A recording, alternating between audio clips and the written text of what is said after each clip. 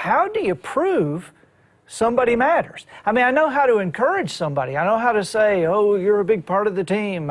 Oh, we couldn't do without you. But how do you prove that somebody matters? And so the answer came amazingly quickly. I read a lot. I'm like you in that area. I read a lot. And I found that in 1963, a man named Edward Lorenz had presented to the New York Academy of Sciences a theory called the butterfly effect.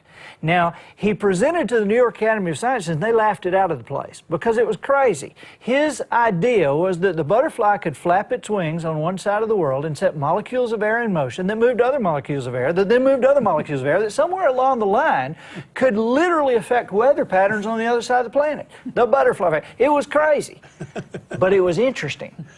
And because it was so interesting, it hung around in myth and urban legend and comic books and bad movies until finally, in the mid-90s, physics professors working in concert at colleges and universities around the world proved the butterfly effect was accurate and viable, and it worked every time. Now, here's an amazing thing, you guys.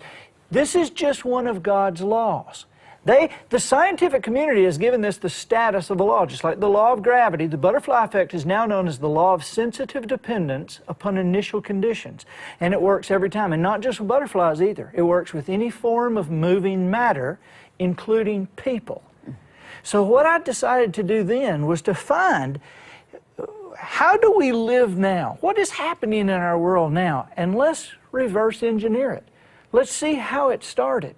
And I found the story of a colonel in the Union Army that nobody's ever heard of that made one charge at one odd moment 150 years ago that has our country acting as it does in the purview of the world. Absolutely. Literally, the United States of America would not have been able to stand in the breach when Hitler swept across Europe had it not been for this one guy and one movie made.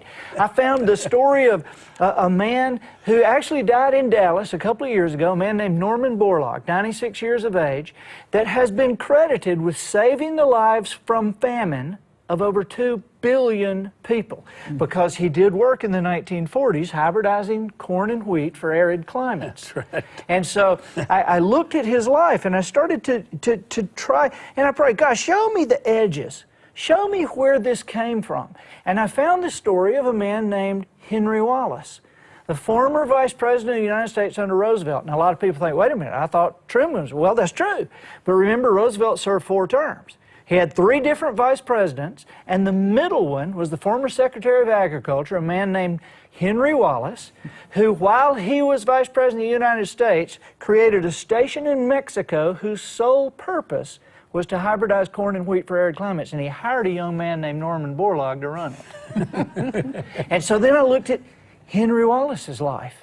And I found that when Henry Wallace was 6 years of age, there was a 19-year-old student at Iowa State University who would take him on botanical expeditions and talk to him about plants and what they could do for humanity and what God had for his life, this little 6-year-old. The 19-year-old was named George Washington Carver. George Washington Carver, when he was a little bitty baby, lived on a farm. He was a slave, and his mother was a slave.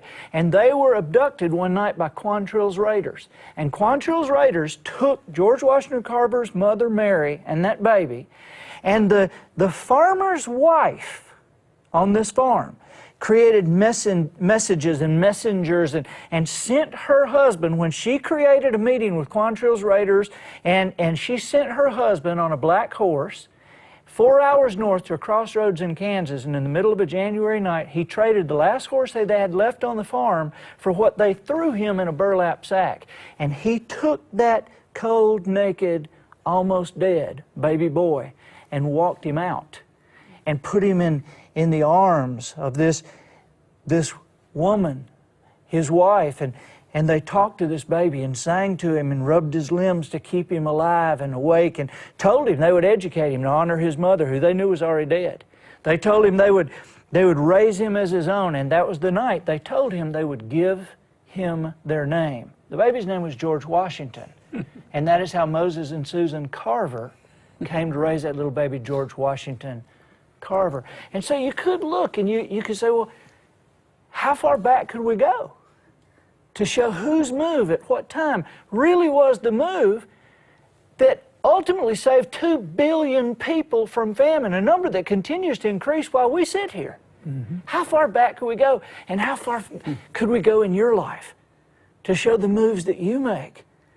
The energy that you have, that God put in your body, that literally will change everything. There are generations yet unborn whose very lives will be shifted and shaped by what you do tonight, what you do tomorrow and the next day and the next, because everything you do matters. Not encouragement, proof.